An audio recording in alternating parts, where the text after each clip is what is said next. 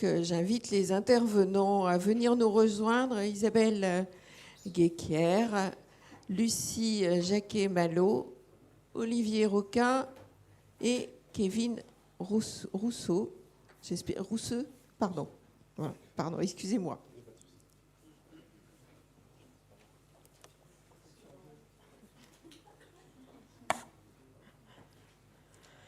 L'innovation dans l'acte d'orienter, de former.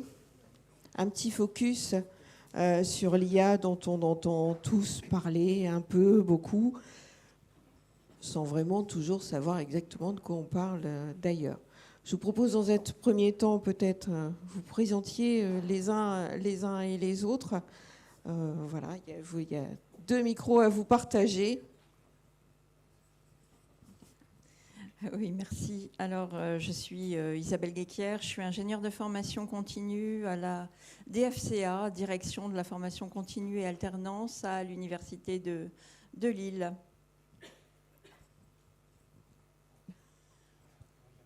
Merci. Enchantée, je suis Lucie Jacquet-Malo, je suis enseignant-chercheur en mathématiques à l'Université de Picardie-Jules Verne, juste à côté. Et je suis pilote d'un projet qui s'appelle Après, qui a vocation à transformer numériquement, en tout cas à participer à la transformation numérique de l'UPJV. Donc Olivier Roquin, moi je suis directeur d'un centre de formation qui s'appelle Amigraph, dans le domaine de l'impression et de la communication graphique. Et je suis également vice-président de la ROFESEP, qui est une association qui regroupe des organismes de formation plutôt orientés sur l'éducation permanente et l'ESS. Bonjour à tous, donc Kevin Rousseau, je suis data scientist et le cofondateur de la société Oriente-toi qui permet aux utilisateurs de notre application de s'orienter.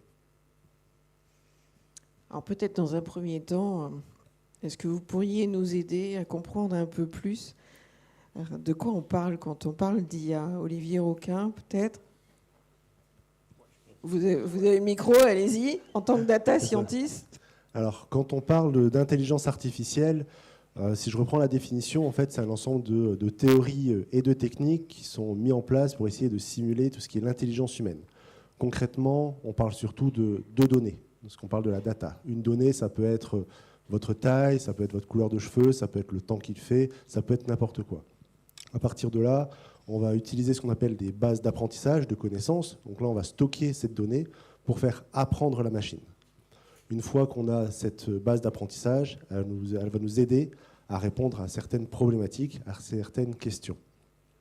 Selon la base de données que l'on a, ces algorithmes seront plus ou moins performants.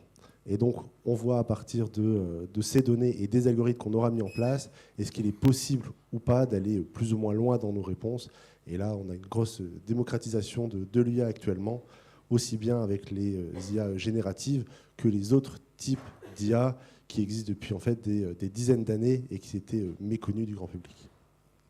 Quand on parle de données, on ne parle pas de quelques données, on parle d'un volume extrêmement conséquent de données. Ah oui, on parle de millions et de millions de données qui sont stockées. Donc pour vous donner un exemple, dans notre base de données à nous, on est sur plusieurs centaines de milliers de données qui nous permettent d'orienter les utilisateurs. Quand on est sur des bases de traitement d'images, c'est la même chose. Il faut des millions et millions de données pour faire comprendre à un ordinateur, par exemple, qu'est-ce qu'un chien. On est vraiment sur un stockage ultra massif de données. J'avais vu une intervention où quelqu'un disait « mais c'est pas intelligent du tout. Moi, ma fille de 2 ans, je lui montre 2 images et elle comprend tout de suite ce qu'est un chien. » Et en l'occurrence, là, on est sur des systèmes qu'il faut vraiment alimenter de façon extrêmement conséquente. Oui, si on prend sur tout ce qui est le traitement d'image, on parle souvent on va lui donner une première image, il va essayer de déterminer qu'est-ce qu'il remarque. Par exemple, si on prend l'image d'un chien, il va essayer de déterminer, tiens, ici on a un corps, là on a une tête, on a des oreilles, on a le museau. On en donne une deuxième qui est sous un autre plan, là la même chose. Où est-ce qu'il va pouvoir déterminer ces choses-là? Et c'est à force de voir des similitudes qu'il va déterminer par lui-même, entre guillemets, tiens, ça ce sont les oreilles, ça ce sont le museau, les yeux, le corps, les pattes, etc. Et il peut ressortir une image, donc par exemple le chien, du décor. Puisque un chien qui est ici avec nous ne serait pas la même chose qui serait dans l'herbe, qui serait dans la neige. Un chien blanc, un chien noir, etc. doivent pouvoir être déterminants pour la machine. Et donc c'est là où on lui dit il va apprendre par lui-même, il va essayer de créer ses propres données à partir de la donnée qu'on va lui donner. Quand on parle d'intelligence, il n'y a pas usurpation? Totalement. C'est vrai, il n'y a pas d'intelligence.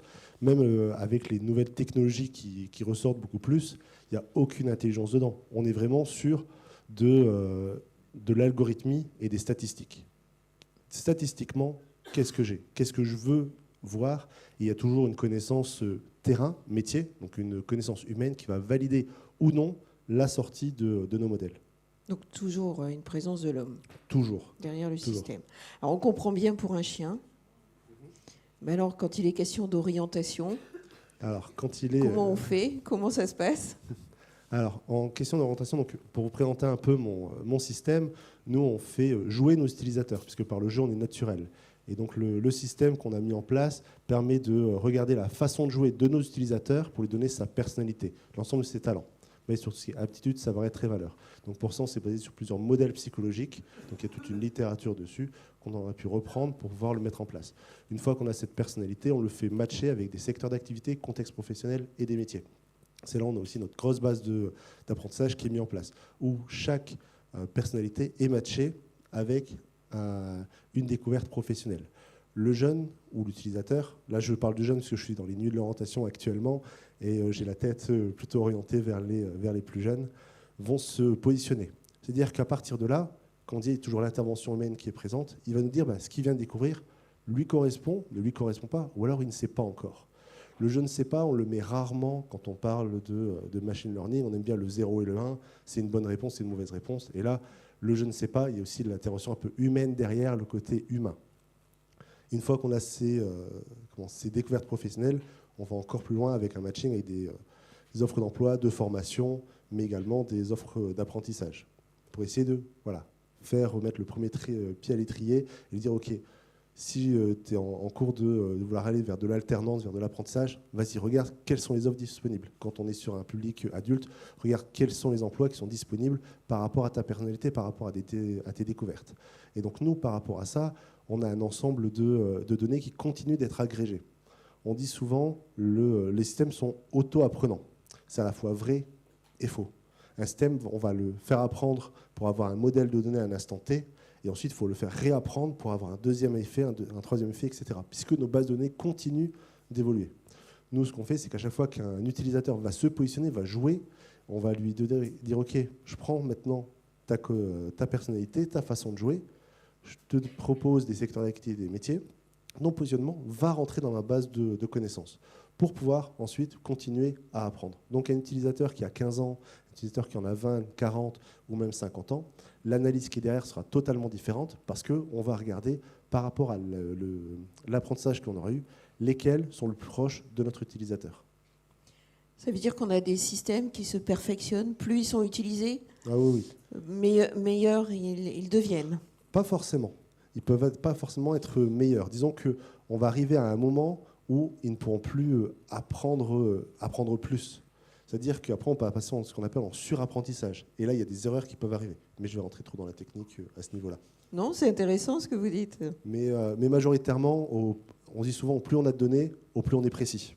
Ce qui est vrai en soi, mais pourtant, à un moment, il faut faire attention à ce niveau-là du surapprentissage. Je vais vous dire, je vais prendre un exemple concret. Tout le monde connaît Snapchat. Snapchat, on est devant sa caméra, il nous met un filtre. Vous avez tous essayé de vous mettre un chapeau sur votre tête. La majorité des personnes ont des cheveux. Moi, non.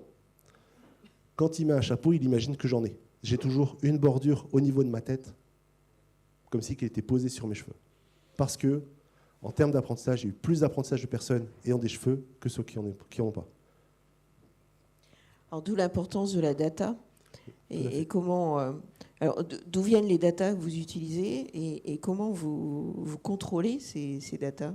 Alors, la data, en fin de compte, c'est tout utilisateur qui décide de la rentrer. Ça peut être aussi bien une information de connexion qu'une interaction avec n'importe quel site internet en soi. Chez nous, c'est uniquement ce qu'on a dans notre système et ce que l'utilisateur interagit directement sur notre plateforme.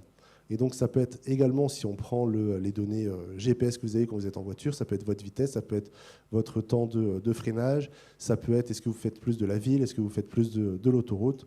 On est vraiment sur toute interaction, toute chose que l'on voit, qu'on peut percevoir, tout ce qu'on peut qualifier est une donnée. Après, quelle donnée pour quelle utilité?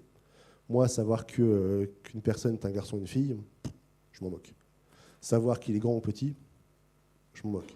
Pourquoi? Parce que je vais prendre un exemple concret également. Ma sœur fait 1m60, elle porte des lunettes. Quand elle était jeune, elle voulait devenir pilote d'avion de chasse. Ça va être compliqué à ce niveau-là.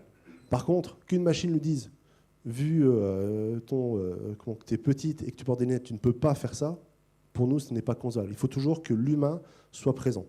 On peut utiliser la machine, on peut utiliser l'intelligence artificielle, mais toujours au service de l'humain et toujours avec un accompagnement humain derrière. Que ce soit aussi bien sur le terme de la formation aux outils, parce qu'il y en a beaucoup maintenant avec la démocratisation, vont nous dire oui, je sais l'utiliser, c'est bien. Comment ça marche? Je ne sais pas.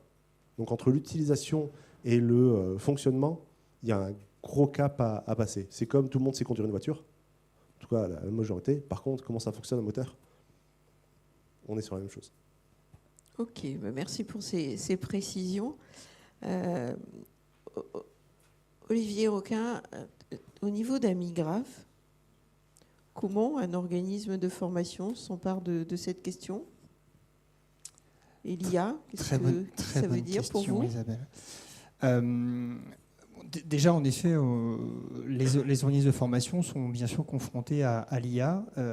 Juste peut-être en préambule de dire, en tout cas à l'Eurofezep, on a 53 à peu près adhérents, 55 adhérents. On a beaucoup d'organismes de formation qui sont quand même des petits organismes de formation. Et ça ne va pas vous échapper qu'on est encore sur la transformation d'avant, c'est-à-dire déjà le numérique, le digital. On n'a encore pas fini de mettre en place tout ça, qui est bien sûr obligatoire et intéressant, qu'en effet, on nous rajoute encore une couche de l'IA. Donc, on va l'apprendre, hein, on va travailler avec, on va essayer de mieux comprendre. Donc, merci en tout cas pour cette explication, puisque avant de venir encore ce matin, je n'étais pas moi au clair tout à fait, même si j'avais échangé avec les collègues de ce que pouvait être l'IA, est-ce que ça pouvait nous apporter, on n'était pas très au clair. Donc, merci pour ça, c'est très sympa. Comment on fait pour s'approprier? On réfléchit en effet déjà à savoir quels sont les impacts en fait sur l'IA sur un organisme de formation. Alors, on parle beaucoup bien sûr de l'impact sur la partie formation avec nos formateurs. On en parlera, on débattra tout à l'heure sur le sujet, comment on accompagne nos formateurs. Mais il n'y a pas que l'impact sur, pour simplifier, les contenus de cours ou les contenus pédagogiques. Il y a toute la partie en effet organisation de l'organisme de formation. Donc ça impacte tous les services et tous les fonctionnements. Et pour le coup, on essaye de voir comment on peut accompagner chaque acteur dans cette appropriation des outils par l'IA et qu'est-ce que ça implique sur nous, sur nos transformations au quotidien. Merci. Au niveau de l'université, comment ça se passe? Plutôt bien. Je tenais juste à rebondir sur ce que Kevin disait et vous remercier Kevin pour la définition que vous avez donnée de l'IA parce que voilà, on entend beaucoup de choses et je pense que si on est capté et qu'on peut faire une petite captation de votre définition, en tout cas qui est la définition de l'IA de manière très objective. C'est très bien, merci. Et alors en fait, à l'université, on n'a pas trop de mal à se saisir de cet outil-là. J'aime bien dire que j'ai un étudiant de plus, alors je vais revenir après sur ça, qui est ChatGPT. Évidemment, on va beaucoup en parler. Pour moi, je distingue vraiment deux types d'IA, les IA, ce qu'on appelle les IA génératives et les autres IA. En fait, l'IA, vous en entendez parler seulement depuis que ChatGPT est sorti, mais voilà, comme vous disiez, il y en a depuis déjà des dizaines et des dizaines d'années. En fait, depuis qu'il y a de la donnée, il y a de l'IA, parce que dès qu'on a de la donnée, on va pouvoir l'anticiper. Et sur l'IA générative, on a véritablement quelqu'un, je vais l'appeler quelqu'un justement, qui ne sait pas raisonner. Ça, on en a déjà suffisamment parlé. Mais par contre, qui sait très très bien s'exprimer. Voilà.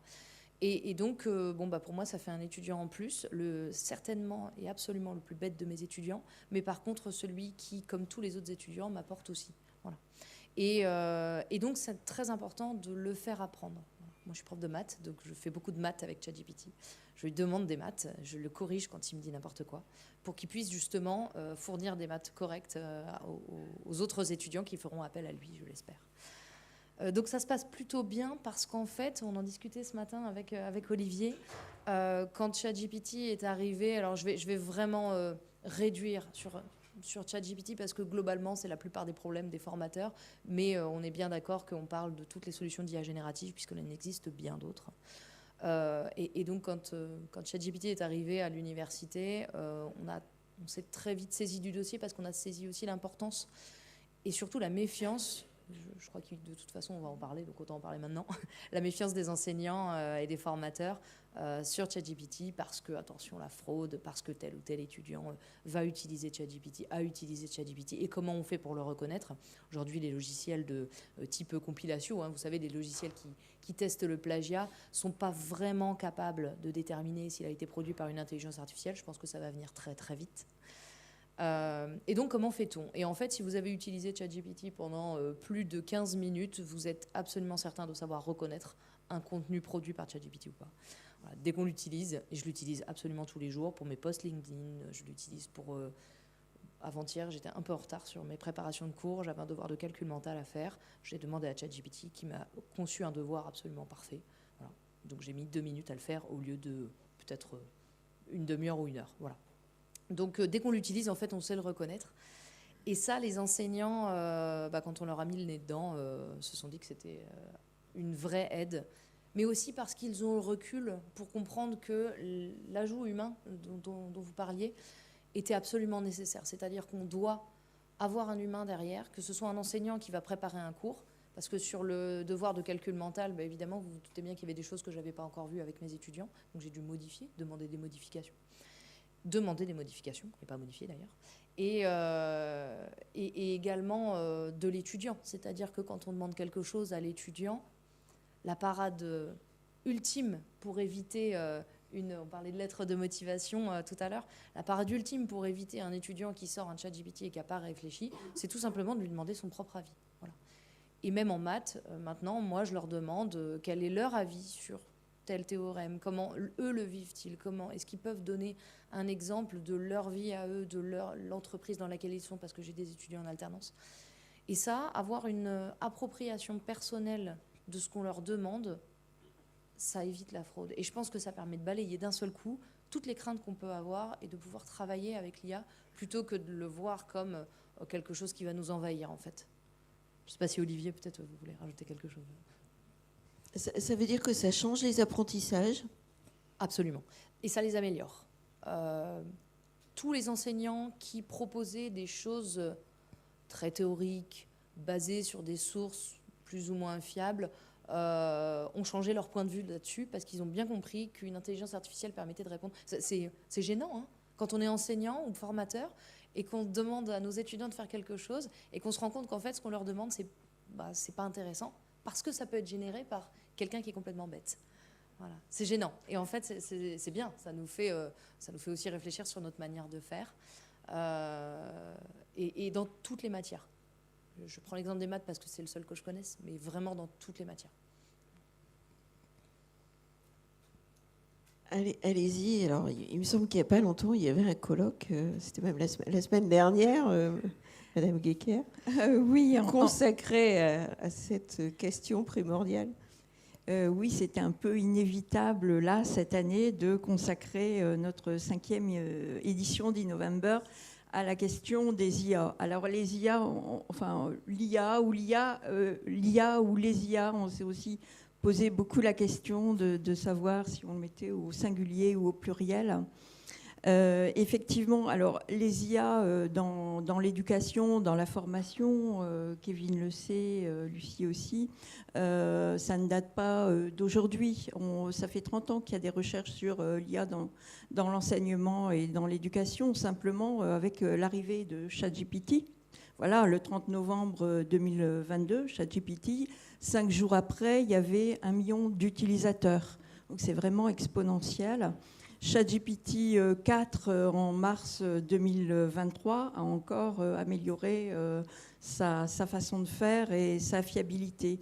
Et du coup, voilà, ça provoque énormément d'interrogations, énormément de questions dans l'écosystème de la formation et de l'enseignement, puisque les étudiants, quelquefois, ont été plus rapides que les enseignants pour s'emparer de ChatGPT et faire des devoirs plus rapidement. Voilà. Et les questions, donc ça nous semblait vraiment une question vive.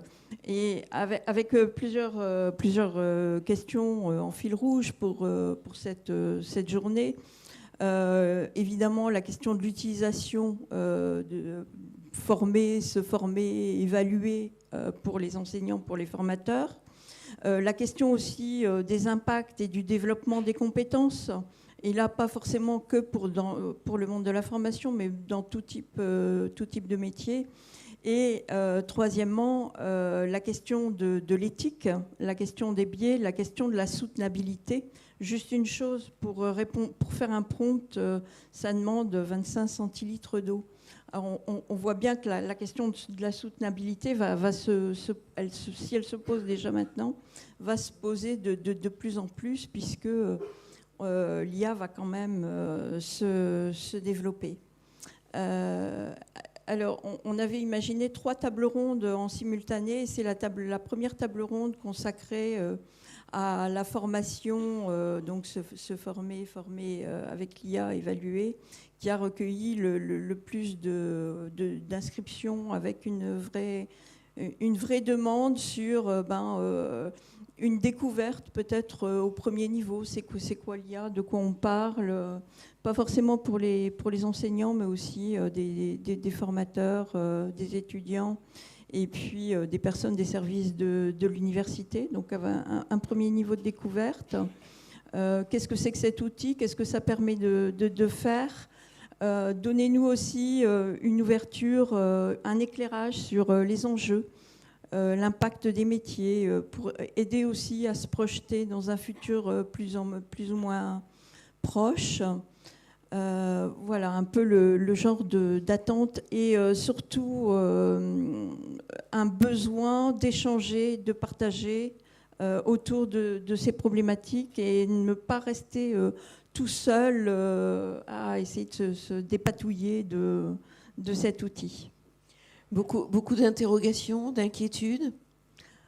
Beaucoup d'interrogations et d'inquiétudes, oui, effectivement, et d'envie d'en découvrir un peu plus. Je crois qu'on a tous joué avec ChatGPT pour voir un petit peu ce qu'était cette bête-là et ce qu'elle pouvait faire, ou effectivement, au bout d'un quart d'heure, bon, tout compte fait, c'est peut-être pas ce qu'on pouvait entendre par intelligence artificielle, effectivement. Vous vouliez réagir aux propos ? Oui, tout à fait. Merci beaucoup. Et merci pour avoir redit effectivement que ChatGPT apprend. Je crois qu'il faut qu'on insiste vraiment là-dessus. Kevin l'a dit et vous l'avez dit et vous avez raison. ChatGPT apprend et on lui apprend énormément de choses. Vous voyez l'évolution que ChatGPT a eu. Avant, il était incapable d'avoir un raisonnement. Maintenant, on commence à avoir des bribes de raisonnement, qui ne sont pas des raisonnements, hein, d'accord ? Faut rester correct. Hein. Ce sont juste il a copié un raisonnement qu'il a trouvé, lui, dans sa base de données. Voilà. Ça, c'est très important. Sauf que des fois, évidemment, il trouve des fake news. C'est ce qui nous fait tous peur, d'accord ? Il trouve des fake news, il trouve des faux raisonnements, puisque vous savez que Internet est bondé de fake news et de faux raisonnements. Donc, il les copie et il les donne. Il faut absolument dire à ChatGPT qu'il se trompe, quand on sait qu'il se trompe, bien sûr. Ou lui dire, même si on n'en est pas sûr, lui dire qu'on n'est pas sûr de ce qu'il dit, parce qu'en fait, il apprend. Et ça, c'est très, très important. Alors, on peut faire un petit exemple, si vous voulez, un exemple sur un sujet qui est vraiment d'actualité. Quand on a le ChatGPT qui est à jour presque du jour au lendemain, on pouvait lui poser la question, il y a le 9 ou le 10 octobre, sur ce qu'il pensait du conflit israélo-palestinien d'un point de vue palestinien. Il n'avait pas la même réponse que quand on lui donnait d'un point de vue israélien, et il a modifié son discours. Si vous le demandez maintenant, il va vous répondre un truc du style « en tant qu'IA générative, je ne peux pas avoir d'opinion », etc. Voilà. Et ça, il ne l'avait pas il y a 2 mois, vous voyez. Et faites-le là, sur la COP 28, vous allez voir, et refaites-le dans 2 mois. Je suis absolument certaine que les discours vont changer. Voilà. Donc il est vraiment nécessaire, quand vous l'utilisez, de parler avec lui comme à un humain, et surtout de lui apprendre des choses, parce que sinon, c'est comme ça qu'on biaise les données. Voilà. Vous vouliez compléter peut-être ? Non, mais simplement de dire qu'il faut qu'en effet l'humain reste aux manettes, quoi. C'est-à-dire que globalement, c'est l'esprit critique, c'est amener en effet les utilisateurs à se poser plein de questions sur les réponses. On parlait des données tout à l'heure, c'est exactement la même chose, c'est-à-dire que forcément, c'est aussi de se poser les questions sur les données qu'on a utilisées, qu'on lui a données, ou que voilà, il faut vraiment. Je pense que la clé, en tout cas, c'est d'accompagner tous les acteurs, alors que ce soit en effet les personnes des organismes de formation, des demandeurs d'emploi, enfin tous les acteurs que nous sommes aujourd'hui, c'est nous amener vraiment à nous former à ces outils et à garder cet esprit critique. Moi, je le dis régulièrement, en effet, à mes jeunes et à mes salariés, c'est que voilà, on peut avoir n'importe quelle réponse. L'important, c'est de se dire, finalement, est-ce que cette réponse, elle est, entre guillemets, fiable par rapport à ce que j'attendais ? Est-ce que finalement, même si je ne la connaissais pas, maintenant que je l'ai, qu'est-ce que j'en fais ? Et pas se contenter, en effet, de se dire, voilà, pour des raisons d'efficacité ou de rapidité, bon, pour le coup, ça y donne une réponse, je la prends pour argent comptant, et puis je la diffuse. Donc, en effet, c'est intéressant et important de refaire travailler l'outil pour l'améliorer également. Et je pense que cet esprit critique, il est d'autant plus important. Isabelle en parlait tout à l'heure. On s'est reposé la question nous-mêmes quand on a préparé cette table ronde. Après, il y a le côté éthique, quoi, qui est caché derrière. C'est-à-dire, encore une fois, qu'est-ce qu'on fait de ces données-là aussi ? Qu'est-ce qu'on fait de ces informations-là ? D'abord, qui contrôle les données, d'ailleurs ? C'est ça, ça dépend. Mais il y a un ensemble d'organismes qui existent justement pour travailler sur l'éthique. Il y a des associations qui existent. Il y a aussi des entreprises qui prennent le sujet à cœur. Et après, il y a des organismes comme la CNIL qui essayent de justement mettre des garde-fous, essayer de faire de la prévention et d'empêcher que les données soient utilisées à mauvais escient. Puisque, comme on dit, l'IA, ça reste un outil. Et comme tout outil, il peut être utilisé pour tout et n'importe quoi. Donc non, à partir de là,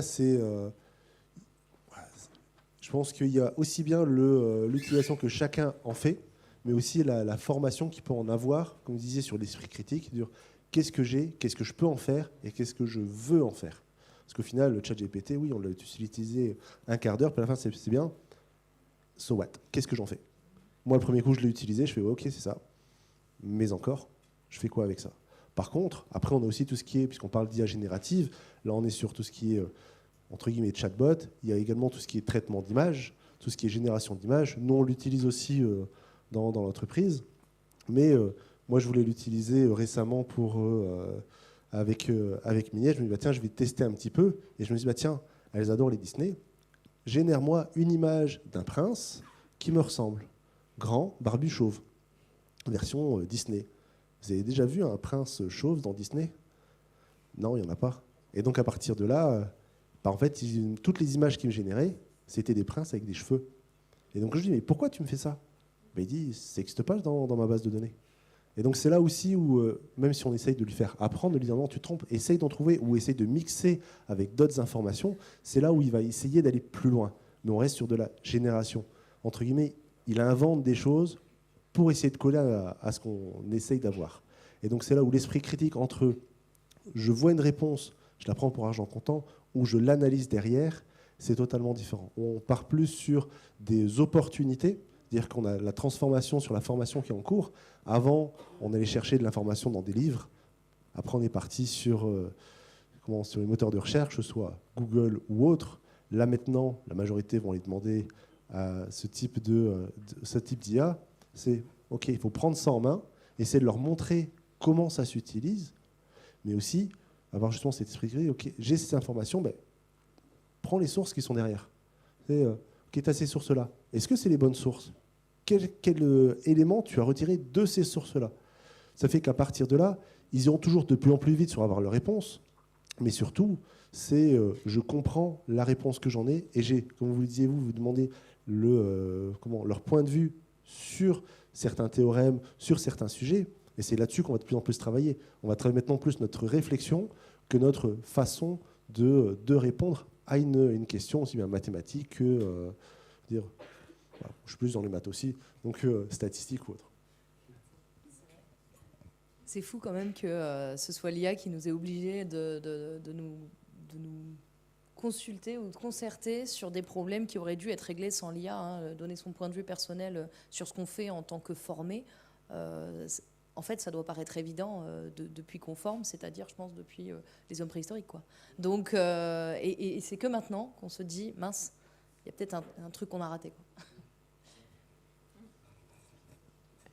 Oui, effectivement, je pense que ça revisite un peu la posture du formateur et le rôle du formateur. Alors, sans même déjà penser au rôle du formateur de demain et dans le futur, mais déjà là, actuellement, ça oblige à ouvrir la réflexion sur les conceptions des scénarios pédagogiques, puisque l'IA permet quand même, tout à l'heure, c'est Madame Duchesnelet qui parlait du numérique qui rendrait les formations plus attractives.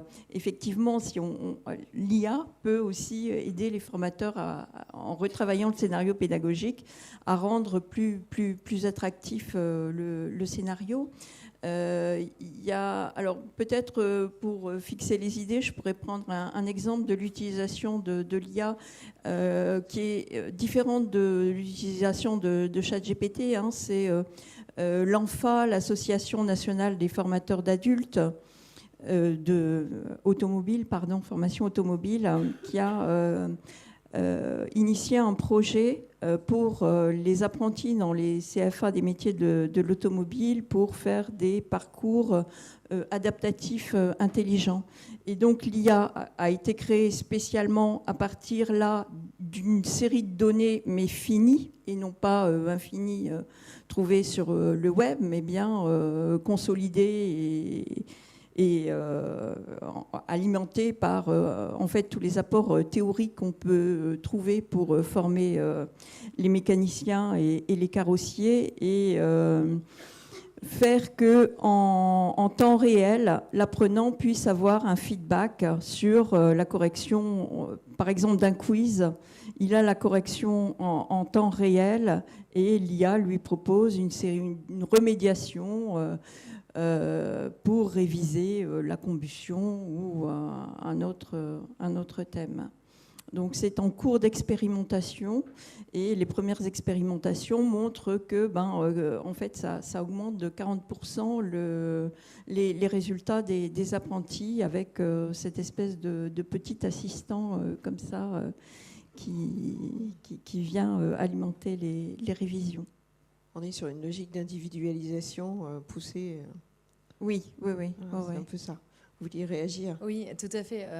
Vous avez tout à fait raison. Et en fait, il y a beaucoup de choses qui se font. Alors, j'imagine qu'il y a beaucoup de formateurs dans la salle qui aimeraient bien savoir mais quelle est justement la valeur ajoutée de l'IA et comment moi je vais pouvoir l'utiliser. Il y a énormément de EdTech, d'accord, donc des sociétés spécialisées dans l'éducation et dans la formation qui font ça, qui travaillent sur une individualisation du parcours et qui travaillent sur de la génération de contenu. Honnêtement, c'est redoutable, mais vraiment redoutable. C'est-à-dire que vous lui donnez une vidéo.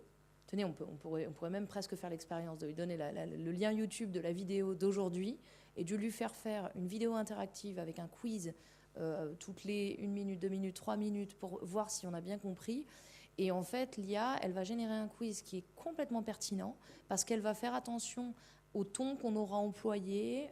Vous voyez, là, je vais appuyer mon propos. Plus j'appuie mon propos, juste avec le ton de la voix que j'utilise, hein, plus j'appuie mon propos et plus l'IA va comprendre qu'en fait, elle comprend rien, hein, on est d'accord, mais elle va comprendre que c'est quelque chose qui est important. Et comme c'est quelque chose qui est important, elle va le répercuter dans un petit quiz. Et vous allez avoir, alors, on peut en citer plein, hein, des EdTech, mais vous en avez une, par exemple, Knowledge, hein, qui a gagné le GES Award français, qui va représenter la France au championnat du monde des EdTech, on peut appeler ça comme ça, à Londres bientôt. Honnêtement, la technique est redoutable. C'est pas très cher. Pourquoi c'est pas très cher ? Parce qu'en fait, c'est un algorithme qui s'entraîne. Donc, il y a besoin de beaucoup d'argent, et j'imagine que vous le savez très bien, pour stocker les données, ou pour en tout cas payer un abonnement de stockage de données sur des choses qui sont plutôt sécurisées. Rassurons-nous, hein, ne soyons pas trop alarmistes sur les RGPD de l'IA. En tout cas, c'est le message que j'ai envie d'envoyer. Il faut toujours bien vérifier où sont stockées les données, mais globalement, c'est assez carré. Hein. Même quand les données sont stockées par AWS Services, qui sont des services d'Amazon, en fait, ça reste très, très sécuritaire. Donc ça, première chose. Et deuxième chose, c'est une entreprise, alors je parle de Knowledge, mais je pourrais en parler de beaucoup d'autres, hein, qui génèrent en fait tout simplement des contenus ludopédagogiques, et alors pas encore de jeux sérieux, hein, ça va venir je pense, et peut-être que d'ailleurs il y a des tech qui existent qui le font, mais je n'en ai pas connaissance. Mais en tout cas des contenus qui sont incroyables, et quel que soit le domaine. Voilà. Peut-être pour ajouter pour l'utilisation de l'IA en formation, c'est aussi la possibilité de développer des chatbots. Et là, on articule l'IA avec la simulation, les formations en simulation et en réalité virtuelle. Et c'est développer les chatbots pour qu'ils soient de plus en plus pertinents et complets, pour proposer le plus d'interactions possible quand une personne est en formation avec la réalité virtuelle. Ça a été développé notamment pour le cas des policiers. Donc pour augmenter le périmètre des situations possibles et des situations possibles que peuvent rencontrer les policiers en activité.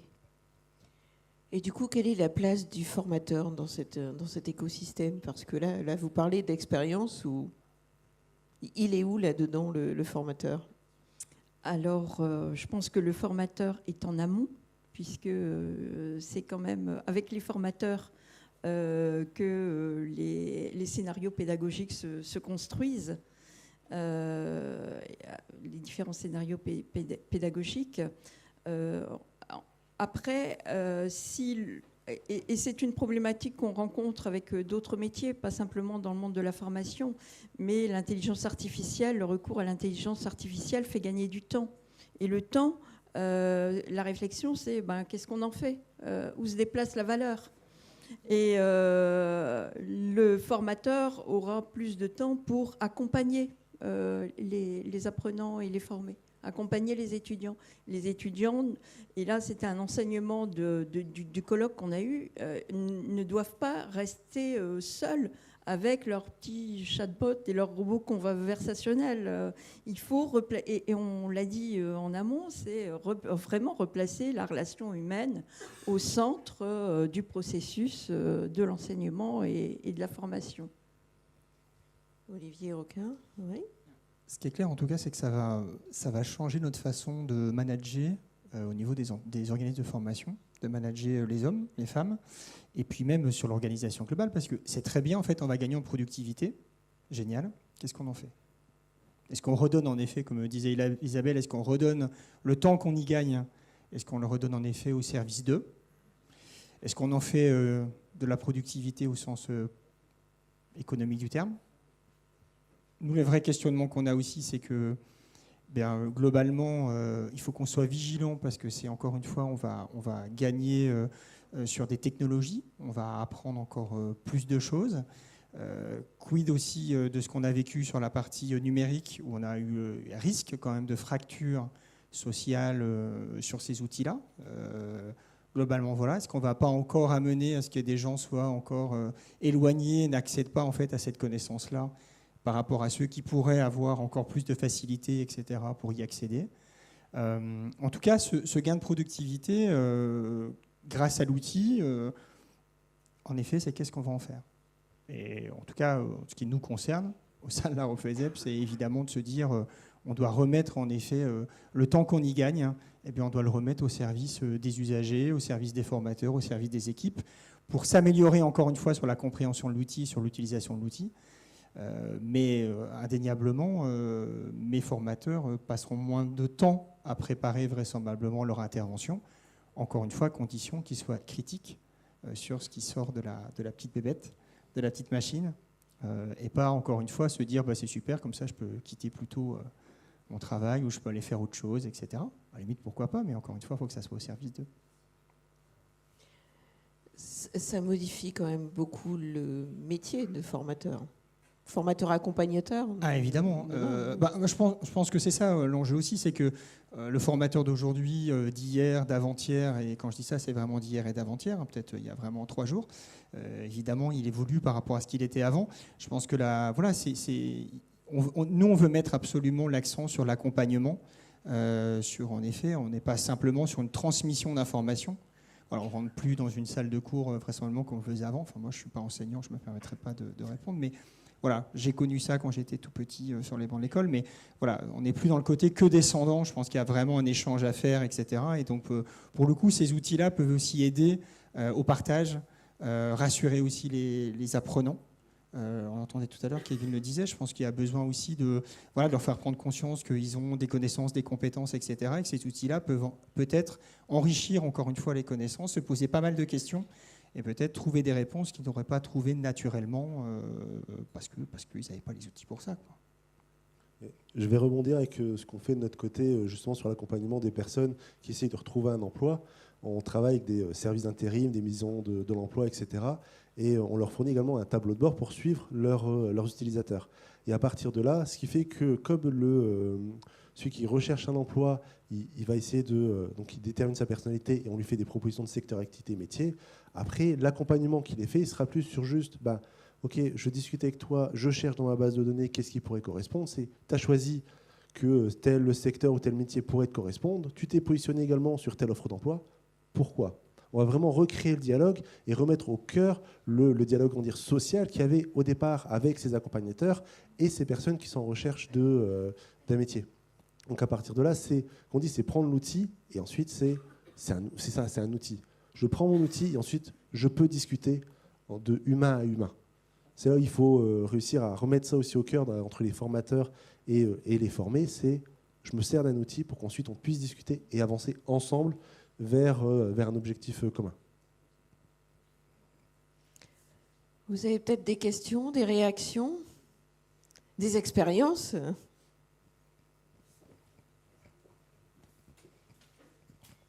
Merci. Oui, merci à vous quatre pour ces interventions qui sont à la fois éclairantes et intéressantes. Moi, ça m'amène 2 réflexions. La première, c'est on parle du rôle on a parlé du rôle du formateur, etc. C'est-à-dire comment aujourd'hui, parce que finalement, une fois qu'on a démonté le mythe de l'outil qui va nous remplacer, il n'y aura plus d'humain, on l'a vu avec différentes technologies. On est encore là. Bon. Donc voilà. On arrive dans la phase où finalement, alors on peut la craindre aussi. On peut se dire oui, tout de suite on s'en méfie. Alors là, ça va être terrible. J'ai bien aimé votre discours, je vous en remercie, qui est plutôt positif par rapport à l'IA, qui est de dire maintenant, comment je fais avec ? C'est là, de toute façon, ça ne va pas s'arrêter demain. Hein. C'est pas, vu les boîtes qui sont derrière, elles ne vont pas s'arrêter parce que ici, à Industrie Lab, on a dit, voilà, c'est dangereux. Donc, la question, c'est comment on le fait. Et donc, par rapport à la question du rôle du formateur, moi, ma question, elle est plutôt de dire, mais comment les organismes de formation, les établissements d'enseignement en général, hein, je vais le dire comme ça, se préparent à ça. Comment on se forme à ça ? Parce que vous avez parlé des prompts, par exemple. Alors moi, je me suis inscrit sur un cours Udemy, c'est en promo, je le dis. Voilà, ça ne m'a pas coûté cher, mais justement sur l'utilisation des prompts. Parce que c'est la clé quand même par rapport à ça. Mais aujourd'hui, comment je fais pour me former à ça, pour justement m'aider à bien utiliser ça ? Et la question que je me pose, elle est bien de dire, mais demain, finalement, l'enjeu, c'est de savoir si on va avoir une différence entre l'organisme, l'établissement d'enseignement, le formateur qui sait utiliser ces outils et celui qui ne le sait pas.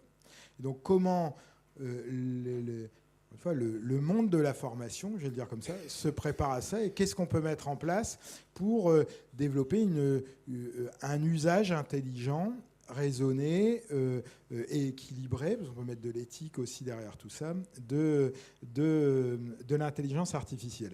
Et quand je dis équilibré, c'est une réflexion qu'on a partagée à plusieurs reprises avec Laurent et qui en fait résonnait ce matin. Si vous avez mis la radio ce matin en venant en voiture, j'entendais que il y a des entreprises dans le BTP qui commencent à répondre avec ChatGPT. un appel d'offres, ça remplit les cases, etc. Donc vous voyez où je veux en venir. En tant qu'acheteur de formation, on se dit, mais finalement demain, un organisme de formation va dire, bah, tiens, réponds à cet appel d'offres de la région, là, puis je décroche le marché. Bon, donc, et on se dit, bah, nous, ça va nous renvoyer à justement plus d'humains, c'est-à-dire qu'on va devoir remettre des moyens dans le contrôle pour vérifier que ChatGPT qui a dit que l'organisme allait faire tout ça, eh bien, est-ce qu'il le fait réellement? Bon, mais ça fait du contrôle a posteriori. Pour ça, c'était un peu la blague, mais quand même la question de la formation pour moi, mais vraiment de la formation des professionnels, de la formation, de l'enseignement, comment elle s'organise, comment elle doit s'organiser, encore une fois, de manière à être dans se dire, prenons l'IA, ça existe, ça ne va pas s'arrêter demain, donc il faut faire avec, et comment on fait pour bien l'utiliser intelligemment, et ça peut répondre aussi à ces questions de le temps que j'ai libéré, parce que finalement ça, on le faisait parce que, voilà, mais rappelons l'adage, pourquoi remettre au lendemain ce que quelqu'un peut faire à ma place le jour même? Donc voilà, si ChatGPT le fait, tant mieux, mais du coup, comment j'utilise ce temps-là ensuite intelligemment aussi dans la formation. Donc c'est vraiment la question de la formation à ça qui, moi, m'interroge aujourd'hui. Simplement déjà pour dire qu'au niveau des organismes de formation, on s'appuie sur Acto, qui est notre OPCO de référence, qui donc a mis en place un EDEC national en effet sur l'accompagnement des formateurs et des structures, en fait, les OF de façon globale, sur en effet comment on peut accompagner en effet les formateurs, entre autres, dans l'appropriation de ces outils-là. Donc il y a voilà, des moyens qui sont mis à disposition, financiers également, pour qu'on puisse former nos formateurs.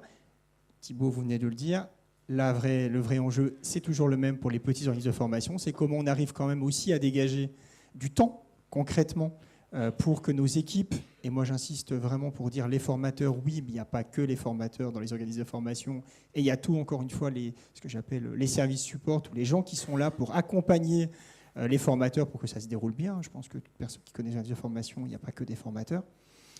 Donc c'est l'enjeu, c'est vraiment ça aussi, c'est d'arriver en fait à changer notre propre organisation, notre fonctionnement au quotidien, pour permettre en effet de dégager du temps.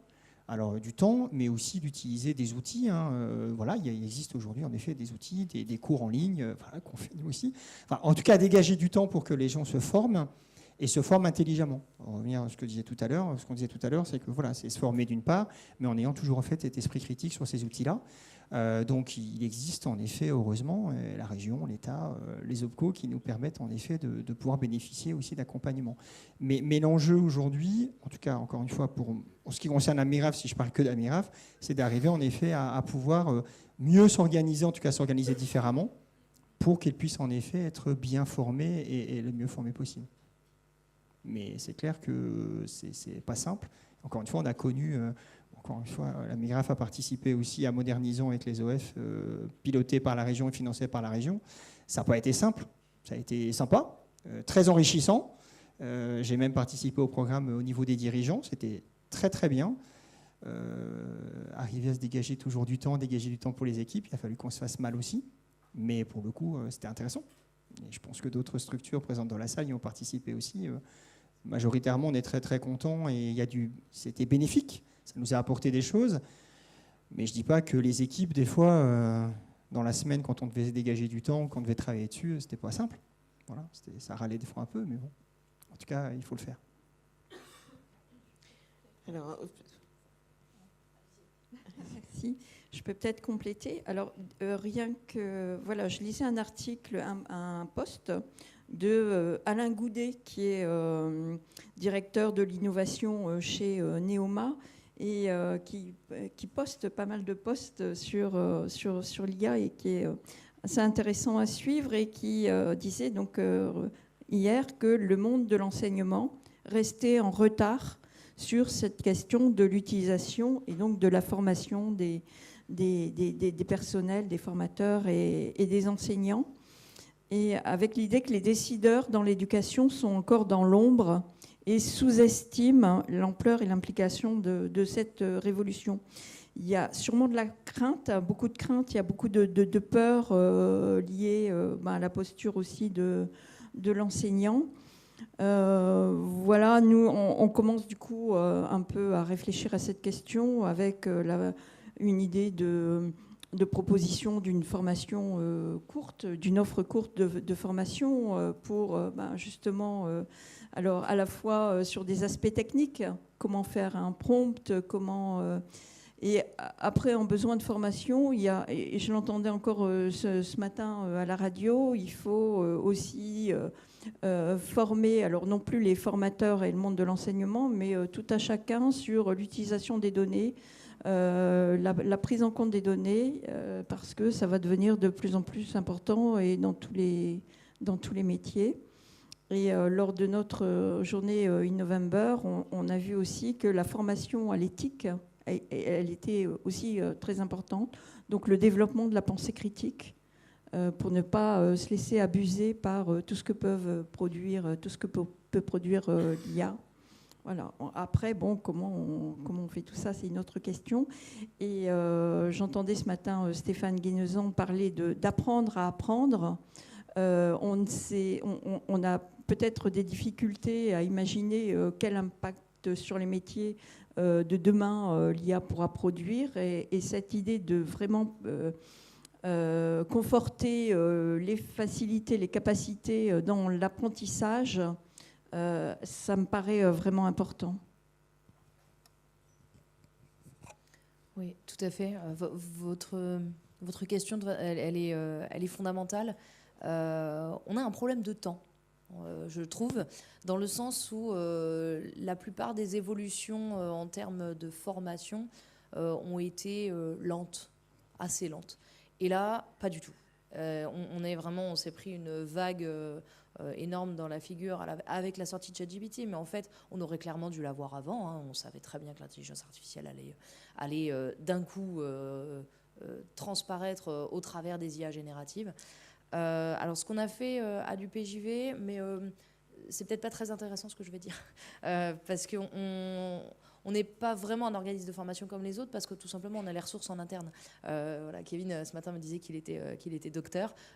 J'imagine que vous avez eu votre doctorat dans une université, et donc que vous êtes maintenant un professionnel de l'IA qui avait été interne à une université. Donc, on a les ressources en interne, en fait, pour former nos collègues, notamment au travers des maîtres de conférences en informatique, mais pas que. Donc c'est plus simple pour nous. Par contre, c'est un sujet, et vous l'avez dit Isabelle, qui a eu besoin d'être pris à bras-le-corps par la gouvernance de l'établissement. Donc c'est vrai qu'on a un très gros établissement par rapport à un organisme de formation, mais ça a été une absolue nécessité et priorité de la part de la gouvernance. Et c'est pour ça qu'on a monté aussi des appels à projets, parler d'appels à projets, notamment le projet DEMOS que je pilote, qui a été un vrai vecteur de transformation numérique et sur lequel on a mis une priorité. À partir du moment où la gouvernance d'un organisme de formation, quel qu'il soit, met la priorité sur quelque chose, c'est pas très compliqué, après ça suit. Hein. Et c'est là où je veux en venir, et c'est peut-être le point qui vous intéressera plus, c'est que soit on a un peu d'argent à investir, et pas tant que ça en fait, un peu d'argent à investir dans une société ou dans un organisme qui pourra nous accompagner. Les universités peuvent accompagner, évidemment, parce qu'elles forment des docteurs qui sont spécialistes dans l'intelligence artificielle. Il y a aussi des EdTech qui aident à l'accompagnement de la préhension de l'intelligence artificielle par les organismes de formation. Il y en a plein, et je pourrais vous en citer plein. Et dans ces cas-là, il faut faire une prestation, tout simplement. Mais l'argent qu'on va investir là-dedans, clairement, il est bonifié... vraiment, bonifié parce que en fait, ça va faire un gain de temps pour les formateurs et surtout redonner du sens à la formation pour les former. C'est surtout ça. On se rend compte avec les IA génératives qu'il y a des choses qu'on faisait avant qui n'ont absolument aucun sens pour les personnes que l'on forme et qui ne les aident pas du tout à progresser, parce que ce qu'on veut au final, c'est surtout qu'ils progressent dans leurs apprentissages. Merci. Je vais rebondir sur une chose que vous disiez justement par rapport au EdTech. En région et un peu partout en France, on a l'association EdTech, donc la Hauts-de-France, où on fait des rendez-vous régulièrement. Et une des choses qui ressortait, c'était justement sur la formation des différents outils, où la majorité, ils ont des IA à l'intérieur d'entre elles. Et ils nous disaient souvent, j'arrive à vendre mon outil à un centre de formation, à un établissement scolaire ou autre, mais ils ne veulent pas qu'on les forme, parce qu'ils n'ont pas le temps. Et donc, à partir de là, l'outil n'est pas utilisé. Comme il n'est pas utilisé, ils nous disent, à la fin, ils ne le reprennent pas. Ils ne comprennent pas l'utilité d'avoir cet outil, vu que, de toute façon, ils ne le comprennent pas. C'est là où il faut réussir à leur faire comprendre que la formation qu'ils devraient avoir va leur faire gagner du temps sur l'utilisation de l'outil, mais aussi sur tout le reste de leur pédagogie qui pourrait être faite derrière. Ça peut être comme mon outil sur l'orientation que sur d'autres. Il y a une entreprise qui est spécialisée dans tout ce qui est aider les jeunes à la lecture, ceux qui sont, on va les appeler les 10, enfin les aider. Mais si on ne forme pas les formateurs, enfin en tout cas les enseignants, à utiliser cet outil pour les enfants, jamais il sera utilisé. Pareil, il y en a d'autres qui sont sur l'aide à la lecture, apprendre les jeunes à lire. Si on a uniquement un outil, on dit allez, je vais essayer de cliquer sur 3-4 boutons, je vais essayer de voir. Ils vont dire, j'en ai marre, je vais rester sur ma méthode à moi qui était faite depuis des années. Et finalement, ils ne vont pas avoir le bénéfice qu'il peut y avoir sur ces outils-là. Et donc, c'est réussir à faire prendre conscience également aux formateurs d'être formés avec ceux qui ont créé ces outils. Parce que là, on parle beaucoup de ChatGPT, mais il y a maintenant énormément d'entreprises qui sont pluguées justement à ce type d'outils pour créer leur solution, leur aide, aussi bien dans la formation que dans l'orientation, que dans tout, quoi. Donc c'est là où il faut réussir à cette prise de conscience de « Ok, je prends un outil, mais j'accepte d'être formé à cet outil pour gagner du temps. » Merci beaucoup. C'est presque le mot de la fin, mais je ne voudrais pas couper la chic. On peut prendre une dernière question.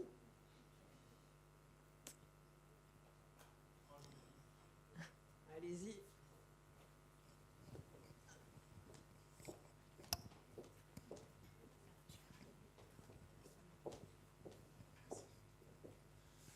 Alors, merci à tous pour ces précisions sur l'IA. Je dirige un organisme de formation, un CFA, où on forme au métier du numérique.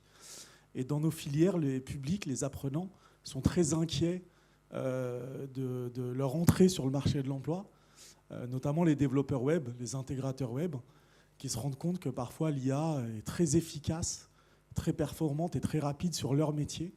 Comment est-ce que nous, on peut les rassurer sur ces filières ?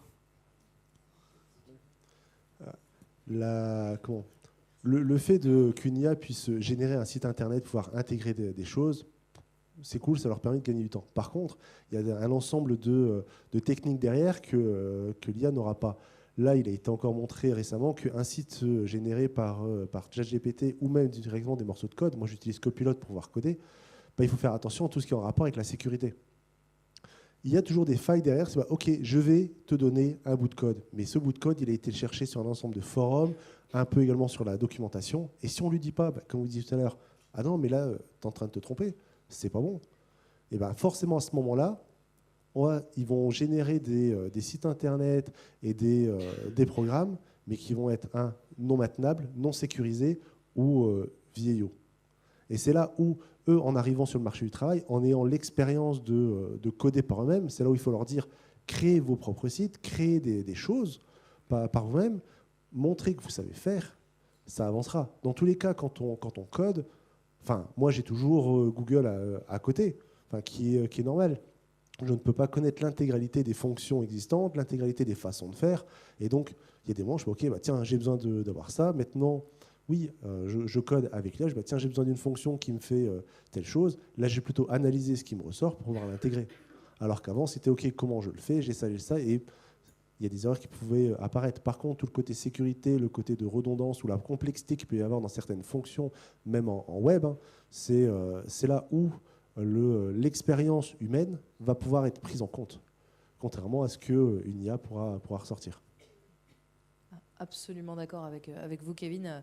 Alors pour la petite histoire, nous on a recruté sur le projet DemoS 2 développeurs qui sont absolument géniaux. Et au début, ils utilisaient énormément de ChatGPT notamment pour leur créer du code, très clairement. Mais ça a été, au contraire, ça a été très bien. Tout le travail, pardonnez-moi les expressions, mais tout le travail chiant a été fait. En fait, il a été fait par l'IA. Alors, qui se trompait en plus parfois, donc il y avait quand même un vrai travail de relecture. Mais surtout, pour moi, un développeur, c'est clairement pas une machine à code. Enfin, vraiment, surtout pas. Un développeur, c'est quelqu'un qui va imaginer ces solutions-là, ça va être le chef d'orchestre de ChatGPT, c'est-à-dire que c'est lui qui va les orchestrer, les mettre en place, et c'est lui qui va fondamentalement penser les solutions. C'est-à-dire que quand vous demandez à un développeur, voilà, nous, on a proposé un parcours individualisé de formation également qui se base sur l'IA, on a demandé à nos développeurs de nous faire ça. Et en fait, c'est des développeurs qui ont tout imaginé. Les parties de rédaction de code, c'est ce qui va prendre la majorité de leur temps sans ChatGPT et qui prend cette fois-ci une minorité de leur temps et qui leur permet d'avoir du temps pour imaginer les solutions. Par contre, vous avez peut-être raison sur le fait que ça va certainement pas supprimer leur métier. Non, ça c'est clair. Mais ça va peut-être transformer un peu leur manière de faire les choses et de voir les choses. C'est-à-dire qu'à l'avenir, et c'est plutôt une bonne chose, je pense, un très bon codeur ne sera pas une condition suffisante, ni même nécessaire pour être un très bon développeur. C'est-à-dire qu'on pourra être un très bon développeur sans être un excellent codeur, puisque ça, c'est les choses qui vont nous aider. Par contre, on sera un très bon développeur quand on saura orchestrer justement ces parties de code, mais en fait orchestrer justement ce projet, si on travaille en mode projet par exemple. Voilà, donc ça va transformer un peu leur métier. Et du coup, ça pose la question de comment nous, on les forme à cette transformation-là. Hein. Vous avez un gros chantier, vous avez un gros chantier en cours. Hein. Où on doit les accompagner dans le fait d'embrasser la technologie et de ne pas être réfractaire justement à ça, pour pouvoir faire d'eux des développeurs qui codent moins, mais qui comprennent plus finalement le besoin final du client, la gestion de projet, les cahiers des charges, etc. Tout à fait. J'enseigne un peu le codage et maintenant ce que je fais avec mes étudiants, je leur dis systématiquement d'utiliser ChatGPT pour qu'ils comprennent que ce qu'il fait, qu'ils comprennent que c'est un gain de temps et surtout pour passer à autre chose. Voilà. Une fois qu'on a balayé les craintes de ChatGPT, c'est bon, allez, on s'y met, on se met dedans. Et là, ça change leur vision aussi des choses. Et on voit aussi tous les automatismes qu'on peut mettre en place. C'est-à-dire qu'à partir de là, si à chaque fois, comme vous disiez, sur la création d'un projet de départ, un junior, on va lui dire, il crée un projet de zéro. Il fait, OK, je commence par quoi? C'est là aussi ce côté-là. Alors que si on leur apprend à créer ces automatismes, ils vont dire, OK, je vais avoir mon ensemble de règles à mettre en place en tant que chef d'orchestre. Et à partir de là, ils vont dire, OK, je lance tel script qui va en fait taper sur ChatGPT qui me permettra de créer ma première base. Je vais lui dire, OK, je sais que en tant que sachant, mais je sais qu'il me faudra telle et telle base de données pour pouvoir communiquer entre elles. Optimise-les-moi également. C'est là aussi où il y a énormément de bases de données qui prennent une place monstrueuse pour rien. Parce que quand on crée une base de données, on dit alloue-moi telle quantité de mémoire par rapport à ces choses-là. Donc finalement, si on a juste besoin de, je vais prendre une adresse ou le nom d'une ville, ça ne sert à rien d'avoir un stockage qui est monstrueux alors que c'est juste le nom d'une ville. Vous voyez, donc c'est là aussi où cette réflexion-là, on va pouvoir l'avoir, c'est crée-moi l'ensemble, j'analyse derrière et je mets d'autres automatismes. On dit, OK, tu m'avais créé la ville avec un varchar qui fait, 512 octets. Non, j'en ai pas besoin. Réduis-le-moi pour aller justement à l'essentiel. Et donc là, on part du côté plus dans tout ce qui est green tech également, c'est optimise-moi les choses, puisqu'on sait que l'IA est très gourmande en énergie. Et donc, qui dit énergie, dit également stockage. Enfin, on part sur un autre sujet beaucoup plus gros. Mais c'est là où on a justement la valeur ajoutée de l'humain. Et donc, des développeurs qui sont également juniors, c'est cette prise en main, c'est comment je peux m'en servir comme un outil, comme un assistant de programmation. Et peut-être se recentrer, mais là c'est valable pour tous les métiers, c'est vraiment se recentrer sur la capacité à élaborer des stratégies. C'est ça qui reste au bon professionnel. C'est l'aspect stratégique du métier, avec la relation client qu'on a déjà évoquée. De l'humain et de l'humain, en fait. Toujours de l'humain. Voilà. Merci beaucoup. Je crois qu'on pourrait continuer à vous écouter et discuter avec vous pendant encore pas mal de temps. Malheureusement, il faut clôturer là, cette table ronde. Merci beaucoup pour vos témoignages et apports.